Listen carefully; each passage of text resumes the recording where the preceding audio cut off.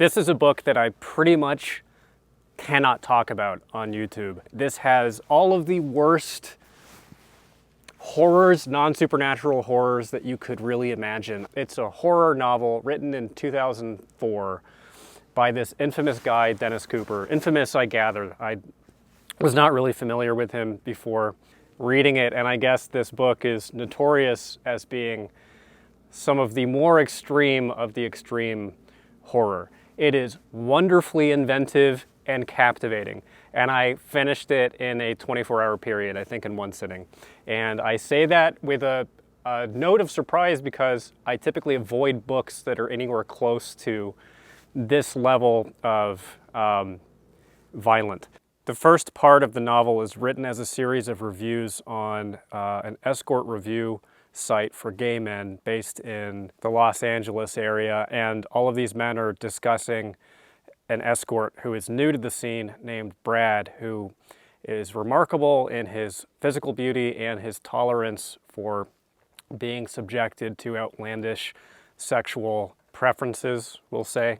What commences as merely graphic descriptions of sex acts becomes graphic descriptions of all of the most pathological fantasies of the users of this forum, and there are overlaid conflicting narratives from the various posters, many of whom clearly have gotten wrapped up in this mythological figure of Brad the escort, who's taken on a life of his own, and his reputation has built to the point where people are essentially writing fan fiction that they're passing off as actual reporting. And that narrative tangle never really fully untangles itself, maybe until the very end, when the scope of the story has expanded to be both a gripping horror thriller in its own right and also a meta-commentary upon the media. It's among the very most inventively written novels that I've ever read. It's a singular piece of fiction. The book goes way beyond my comfort zone, way past it. I found parts of it disturbing enough that I literally could not bring myself to read it. I had to scan whole paragraphs of text to get beyond them. And yet, at the very end, I still feel that it was not exploitative, and that the extreme subject matter and content actually heightens the stakes of the story and heightens the meaning of it. This is not a book that I would really recommend to anybody that I had to have a face-to-face conversation with about it. I will temper that by saying I am a neophyte when it comes to horror. This might be middle-of-the-road fare for people who have their sea legs in the genre more than I do, but this was the most insane piece of fiction that I've completed. Cooper is a truly incredible writer, both for his talent and skill, his way of writing characters so believably, and his fearlessness in pursuing this creative vision that has probably alienated him from big sections of mainstream readership, I would have to imagine. I don't know quite how he managed to write that thing and carry me through to the end without me DNFing it, because I tend to have a pretty weak stomach, honestly. When it comes to human-on-human exploitation and violence, I really don't have a high tolerance for it, but the book is simply so good that I had to finish it.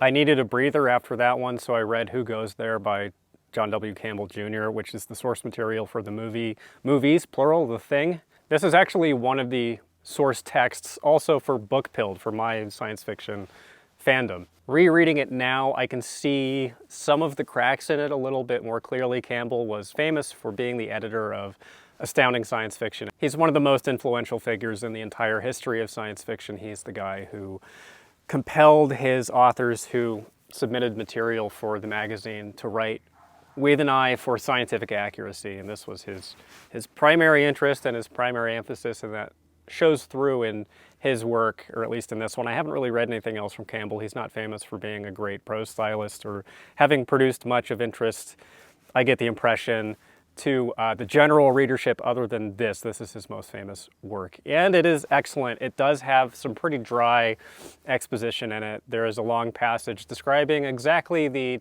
topographical and meteorological conditions that arose that would result in an alien being buried under ice in Antarctica for 20 million years. And it's really the alien that is the interesting thing. It's not the arrangement of the mountains and the valleys and the high and low pressure systems that would result in it being frozen. But you take this along with the good, and it is a wonderful novella. If you have seen the John Carpenter version, it's fairly true to this novella. I wouldn't put it at the top of my list of literary achievements in science fiction, but it's just such a kick-ass little piece of storytelling and xenobiology, I guess. The alien is such a great alien. You can probably read it in a couple hours. I recommend that you do. It's a great read. I also read The Things by Peter Watts, and Peter Watts is the man. It's his retreatment of the events of the John Carpenter movie, but told from the perspective of the aliens. Fascinating. It's excellent. You can read it for free. I'll put a link in the description. I won't say anything more about it to not spoil it.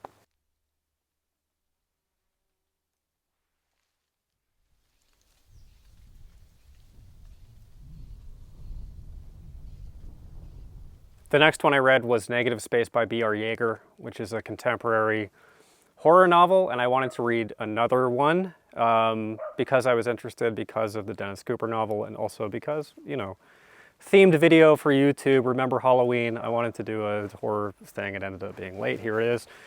I read it. I'm not gonna give you my opinions about it because of conflicts that I have internally and a level of distrust I have in my own opinions, because the book's about a group of high school students who have substance abuse problems. And I went through a pretty dark time in high school where a bunch of my friends had the same issues, and there were things in the book that happened more or less in my own social life, and I still have really conflicted and pretty intense emotions about the things that happened.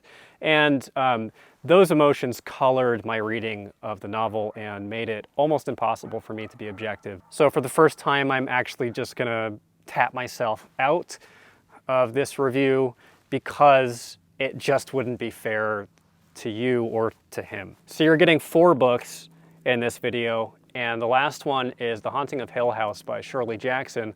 I didn't really have that high of expectations for this one, as famous as it is, because I figured it would just be kind of boilerplate horror, generic stuff, and it ended up way surpassing my expectations. I actually love this book, and I think this is probably, maybe other than the Cooper, the best book on the list, and way more sophisticated than I was expecting. It's about a haunted house and a paranormal investigator who rents it in order to try to document some kind of scientific evidence for the existence of ghosts, or render some kind of a rational explanation for spooks and haunts and so on and so forth. And he recruits some participants, some volunteers, to help him. One of them is a woman named Eleanor, who has been caretaking for her mother, who recently passed away and left Eleanor in her early 30s, sort of an eternal adolescent adrift in the world because her entire life was dedicated just to serving her mother and her needs.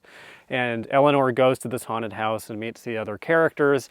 The expected spookiness builds and transpires, and then the book takes this really amazing right turn into territory that gives the entire story a metaphorical depth that opened right up under my feet, and I fell straight into it, and it took me completely by surprise. The writing is beautiful.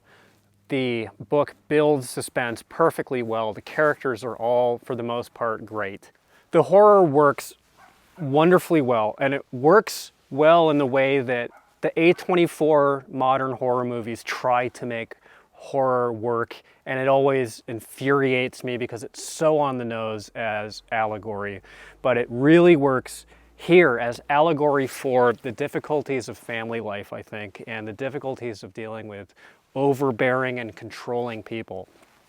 Most prominently in this, the deceased mother. And the 4 main characters form this accidental nuclear family, with the paranormal researcher who organized the thing as the patriarch, and the other characters, including Eleanor, acting as these kind of adult children. And the house itself is described as being this overseeing parental presence that is aware of the people inside of it.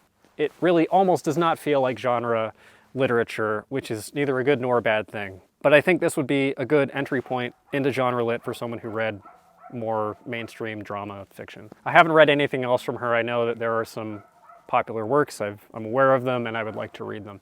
If you liked this, I have a Patreon where I do long form review videos of every single book that I read, that I record right after finishing them. I talk in greater detail and at greater length about these books. It's $5 a month, gives you access to everything, and I've started to do some more exclusive content other than just reviews there. The link to that is in the description, and I'll talk to you soon.